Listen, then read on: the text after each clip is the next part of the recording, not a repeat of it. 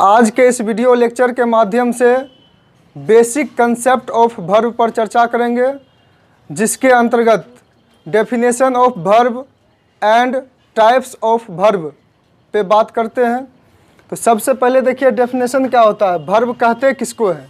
Verb का definition है any word date denotes, कोई शब्द जो सूचित करता हो अन एक्शन कार्य को, पोसेशन अधिकार को, रिलेशन संबंध को, और अ स्टेट ऑफ बीइंग होने की अवस्था को। इज वर्ब, वो क्या है, वर्ब है। और वर्ब को जो है डूइंग वर्ड के नाम से भी जाना जाता है, इसलिए लिख दिए कि it is also called doing word.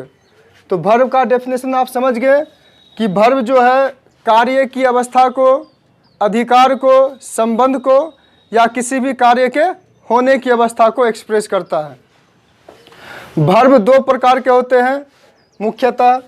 पहला होता है हेल्पिंग वर्ब, दूसरा होता है मैन वर्ब।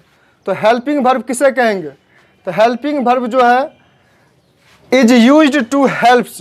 हेल्पिंग वर्ब का यूज होता है मदद करने में। किसका मदद करने में, द मैन वर्ब। तो मैन वर्ब के मदद करने में जिस वर्ब का उपयोग होता है उसको क्या कहते हैं, हेल्पिंग वर्ब कहते हैं। और ये किस तरह से हेल्प करता है, फॉर्म मतलब होता है निर्माण करने में, किसका, टेंस का निर्माण करने में, वॉइस का निर्माण करने में, या किसी भी मनुष्य के मूड को एक्सप्रेस करने में, मूड को व्यक्त करने में हेल्पिंग वर्ब जो है मैन वर्ब का हेल्प करता है, इसलिए इसका नाम क्या पड़ा है, हेल्पिंग वर्ब। और सेकेंड है मैन वर्ब। तो मैन वर्ब किसको कहते हैं, उसके डेफिनेशन को समझते हैं कि द वर्ड अर्थात शब्द डेट एक्सप्रेस जो व्यक्त करता हो अन एक्ट और ओकुरेंस कार्य या घटना को, जो कार्य या घटना को एक्सप्रेस करे वैसे शब्द को क्या कहते हैं, मैन वर्ब कहते हैं। जैसे पढ़ना, लिखना, write, study, speak, play, sit, ये सब क्या है, मैन वर्ब है। तो मैन वर्ब के बारे में एक और पॉइंट लिखा गया है कि man verb is used alone और टुगेदर विद हेल्पिंग वर्ब। अर्थात मैन वर्ब अकेले उपयोग में लाया जा सकता है या अपने साथ क्या लाएगा, हेल्पिंग वर्ब। तो हेल्पिंग वर्ब किसको कहते हैं, जो मैन वर्ब का हेल्प करे। अब देखिए हेल्पिंग वर्ब को दो भाग में बांटे हैं, एक है मॉडल्स और दूसरा क्या है, बी, डू या हैव। आप लोग मॉडल्स पढ़ चुके हैं।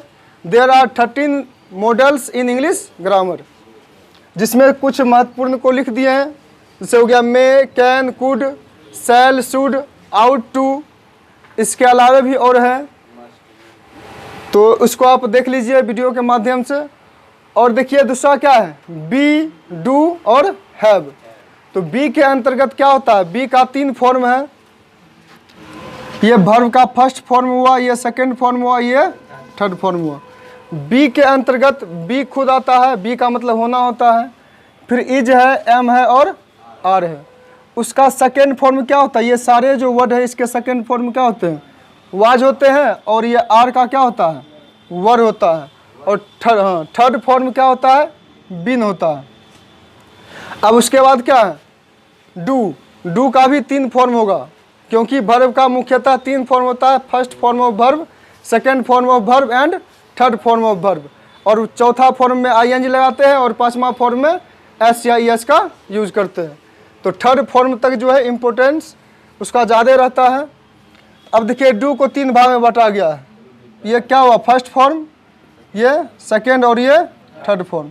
उसी प्रकार से हैव को भी 3 भाग में बांटा गया है। तो पहला क्या, हैज या हैव को फर्स्ट फॉर्म माना जाता है, हैड को क्या माना जाता है, सेकेंड और थर्ड फॉर्म माना जाता है। तो अब देखिए हेल्पिंग वर्ब का एक एग्जांपल देते हैं। जैसे देखिए वी आर प्लेइंग क्रिकेट, हम लोग क्रिकेट खेल रहे हैं। इसमें देखिए आर आपका क्या है, हेल्पिंग वर्ब है, वो भी किसके अंतर्गत आ रहा है, बी के अंतर्गत आ रहा है आर, जो कि हेल्पिंग वर्ब है। और ये जो है ये प्ले मतलब क्या होता है, खेलना। ये किसको एक्सप्रेस कर रहा है, ओकुरेंस अथवा एक्ट को। अर्थात कार्य को बोध करा रहा है। ये आपका क्या हो गया, मैन वर्ब हो गया, और ये हो गया हेल्पिंग वर्ब हो गया। तो इसका लिए है एक एग्जाम्पल। अब इससे एग्जाम्पल लेते हैं जो कि मैन वर्ब को हेल्प करे। एक एग्जाम्पल लेते हैं, जैसे वी कैन स्पीक इंग्लिश, तो हम लोग इंग्लिश बोल सकते हैं। अब ध्यान दीजिए, ये स्पीक क्या है, बोलना हिंदी हुआ, जिसका मतलब ये एक्ट को एक्सप्रेस कर रहा है, अर्थात कार्य को। और इस एक्ट के बदले में एक वर्ड आया है कैन, कि हम लोग इंग्लिश बोल सकते हैं। और ये कैन जो है किसको हेल्प कर रहा है, स्पीक को, और स्पीक है मैन वर्ब, अर्थात मैन वर्ब को जो हेल्प करता है उसको क्या कहते हैं, हेल्पिंग वर्ब कहते हैं। तो ये आपका हो गया हेल्पिंग वर्ब, और स्पीक हो गया मैन वर्ब। और हेल्पिंग वर्ब के अंतर्गत ये कौन सा पार्ट है, मॉडल्स का पार्ट हुआ। हेल्पिंग वर्ब में दो पार्ट किए हैं, एक मॉडल्स, एक बी डू और हैव का यूज किए हैं। तो अब देखिए मैन वर्ब का डेफिनेशन को तो समझ चुके हैं, उसके एक पॉइंट के माध्यम से उसको एग्जाम्पल को समझते हैं। इसका पॉइंट लिखा हुआ है कि man verb is used alone, अर्थात मैन वर्ब का उपयोग अकेले किया जाता है, अलोन मतलब अकेले, और टुगेदर विद हेल्पिंग वर्ब्स, या हेल्पिंग वर्ब के साथ उपयोग करते हैं। तो दो सेंटेंस लिखते हैं, जैसे वी स्टडी इंग्लिश,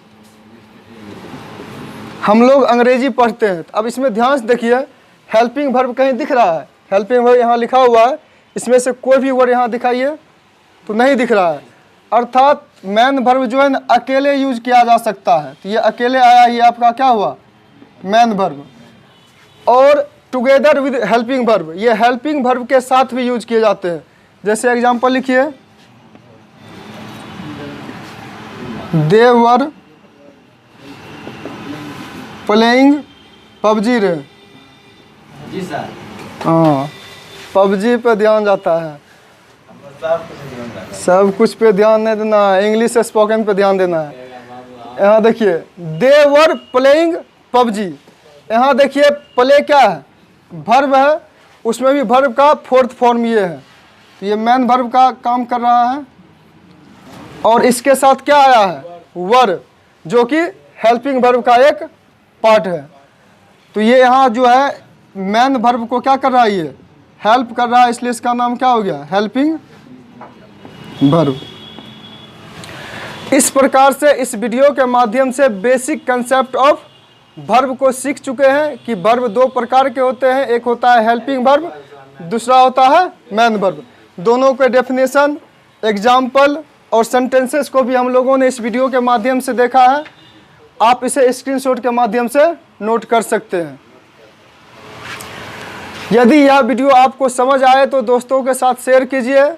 चैनल को अभी तक सब्सक्राइब नहीं किए हैं तो please subscribe our channel and press bell icon. Thanks for watching our video.